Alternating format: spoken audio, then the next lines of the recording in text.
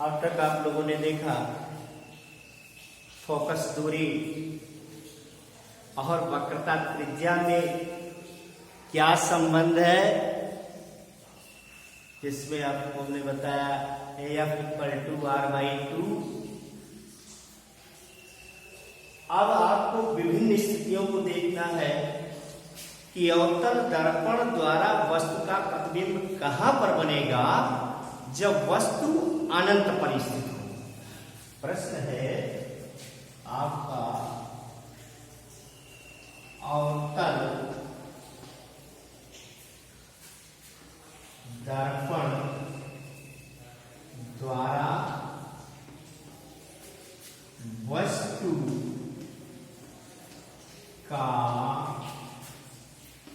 प्रतिबिंब कहां पर बनेगा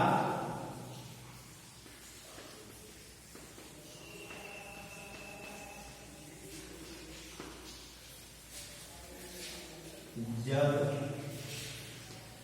वस्तु अनंत पर स्थित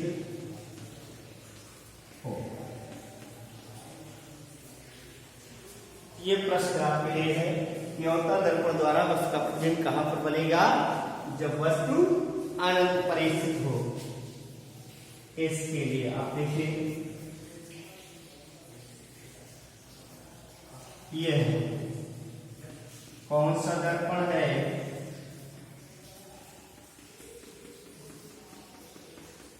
इसको पहचान कीजिए। कौन सा दर्पण है? यह अवतल दर्पण। क्यों? क्योंकि इसके उठे हुए भाग पर लाल ऑक्साइड का पेंट अथवा पॉलिश लगा हुआ है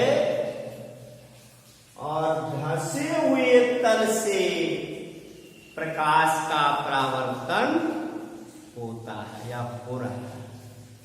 अब इसमें आपको भी बताया है दर्पण का ध्रुव किसे कहते हैं, तो आपने लिखा है परावर्तक तल के मध्य बिंदु को गोलीय दर्पण का ध्रुव कहते हैं। इसके सबसे नोट करते हैं, वक्रता पी से नोट करते हैं, पी फॉर पोल, पी से नोट करते हैं। फिर दूसरी चीज आपको यहां पे एक बिंदु सी आपको मिला हुआ होगा, जिसको हमने आपको बताया वक्रता केंद्र, जिसको भी बताया वक्रता केंद्र किसे कहते हैं कि गोलीय दर्पण जिस कांच के खोखले गोले का भाग होता है उसके केंद्र को गोलीय दर्पण का वक्रता केंद्र कहते हैं। बड़ा तो अब अगर हम यहां से एक लाइन खींच दें जो कि वक्रता केंद्र एवं ध्रुव से होकर जाए, क्या कहलाएगा? वक्रता केंद्र एवं ध्रुव से होकर जाने वाली रेखा को दर्पण का मुख्य अक्ष कहते हैं। क्या कहते हैं? मुख्य अक्ष कहते हैं।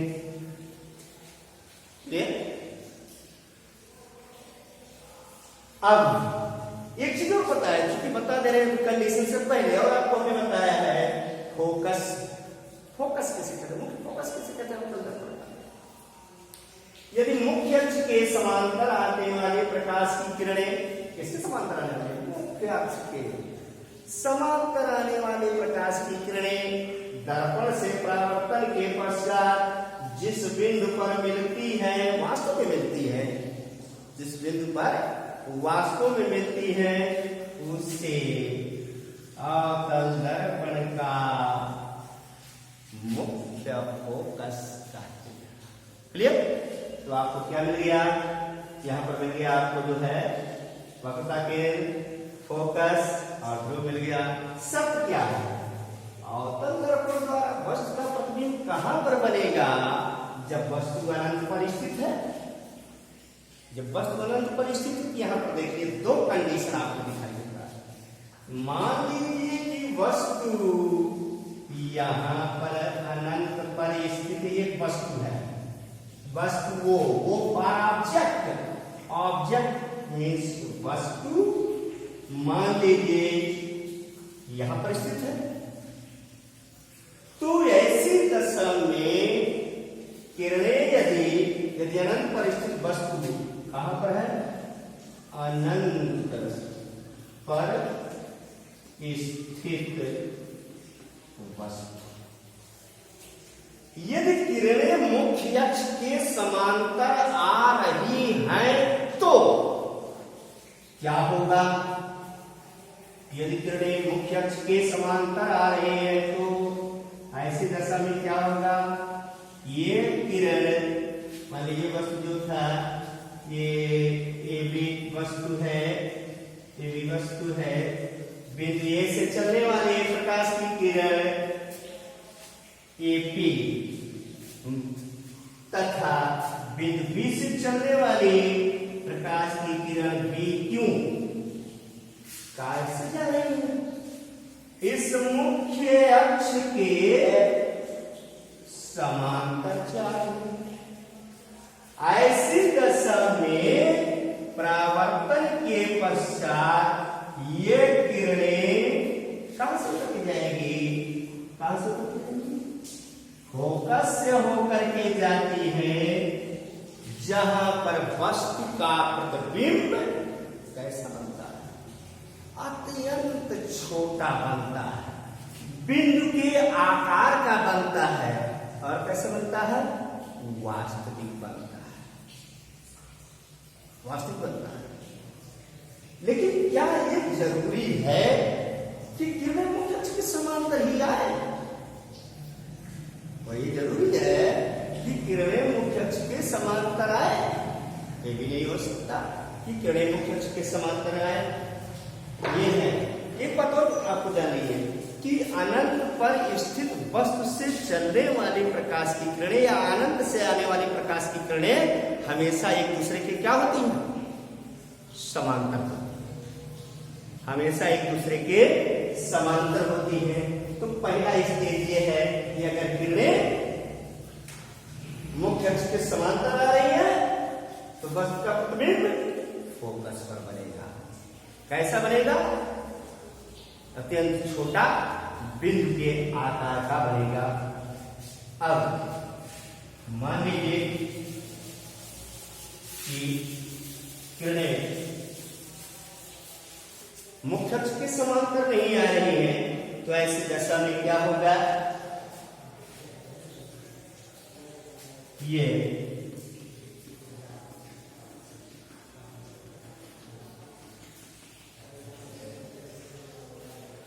दर्पण का ध्रुव है, जो वक्रता केंद्र C है, ये फोकस E। अब मान लीजिए कि जो किरणें हैं वो किरणें अनंत, वस्तु जो अनंत पर स्थित है, तो ये सत्य है कि जो भी किरण जाती है वो फोकस से होकर जाती है। क्या एक किरण जो है कहां से होकर के गई?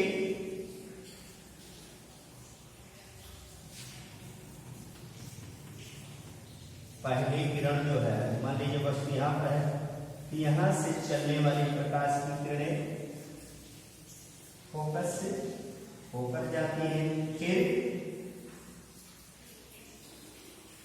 इस प्रकार निकल जाती है।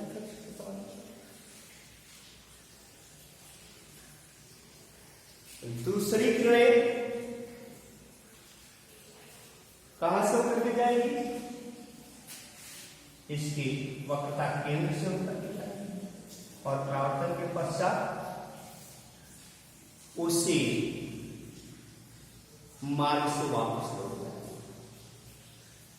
ये किरणें एक दूसरे को जिस बिंदु पर काटती हैं,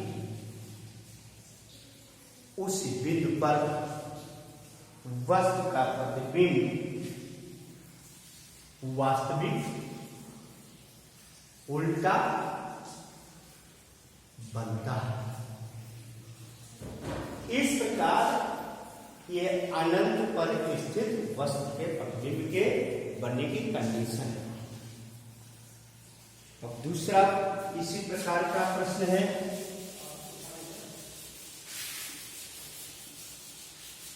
कि अवतल दर्पण द्वारा वस्तु का प्रतिबिंब कहां पर बनेगा जब वस्तु वक्रता केंद्र तथा अनंत के बीच स्थित हो। जब वस्तु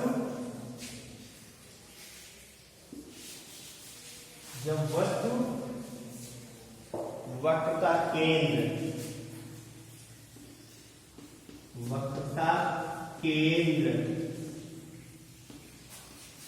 एवं अनंत के बीच स्थित हो। अनंत के बीच स्थित।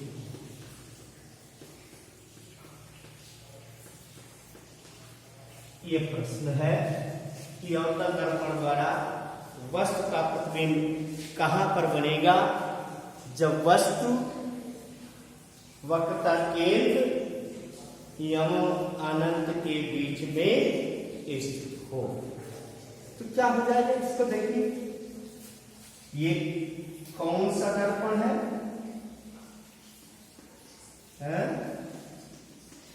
ये है अवतल दर्पण। कौन सा दर्पण?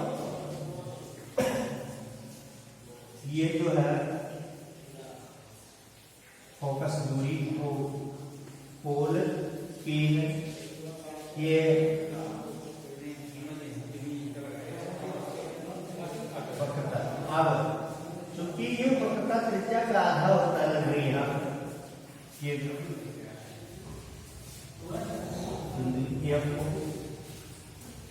अब प्रश्न कह रहा है कि जो वस्तु स्थित है वो कहां पर स्थित है? इस वक्रता केंद्र और अनंत के बीच में स्थित है। तो मान लीजिए कि वस्तु AB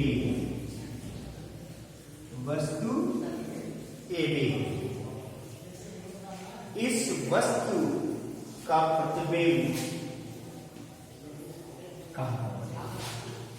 अब इसमें क्या है? वस्तु AB के बिंदु A से चलने वाले प्रकाश की किरण एक मुख्य अक्ष के समांतर जाती है। कहां से होकर जाती है? मुख्य अक्ष के समांतर जाती है। कौन किरण? AP किरण। AD किरण मुख्य अक्ष के समांतर जाती है तथा परावर्तन के पश्चात मुख्य फोकस से होकर के निकल जाती है। क्लियर? दूसरी किरण कहां से जाएगी? इसकी वक्रता केंद्र से होकर जाती है तथा परावर्तन के पश्चात उसी मार्ग पर वापस लौट जाती है। ये दोनों किरणें एक दूसरे को बिंदु A1 पर काटती हैं जहां पर वस्तु AB का प्रतिबिंब A1B1 बनता है। यह प्रतिबिंब वास्तविक उल्टा आकार में वस्तु से छोटा बनता है। क्लियर? कोई प्रॉब्लम? एक बार फिर से देख ले। आपको मैंने बताया ये अवतल दर्पण ध्रुव फोकस और वक्रता केंद्र और अनंत के बीच में वस्तु AB स्थित है। AB से चलने वाली प्रकाश की किरण AB मुख्य अक्ष के समांतर जाती है तथा परावर्तन के पश्चात फोकस से होकर निकल जाती है। दूसरी किरण एजी, कौन किरण? एजी कहां से होकर जाती है?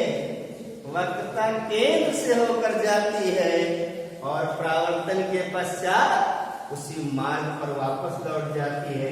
ये दोनों किरणें कहां काट रही हैं? बिंदु A1 पर काट रही हैं, जहां पर वस्तु AB का प्रतिबिंब A1 B1 बनता है। ये वस्तु है, क्या है? ये प्रतिबिंब है। प्रतिबिंब कैसा बनता है? वास्तविक बनता है, उल्टा बनता है, आकार में वस्तु से छोटा बनता है। समझ आएगा? इस तरह से आप लोग एक वीआईपी प्रश्न, इंपॉर्टेंट प्रश्न है, आपसे प्रश्न पूछा जाता है, तो इस प्रश्न का उत्तर आप लोग जो है लिखिएगा। नहीं समझ में आता है तो आप लोग पुनः इसको जानिएगा कि कैसे प्रतिबिंब बना। इसी के साथ आज की कार्यवाही संपन्न होती है। पुनः कल इसी के साथ प्रश्न के साथ उपस्थित होंगे। धन्यवाद।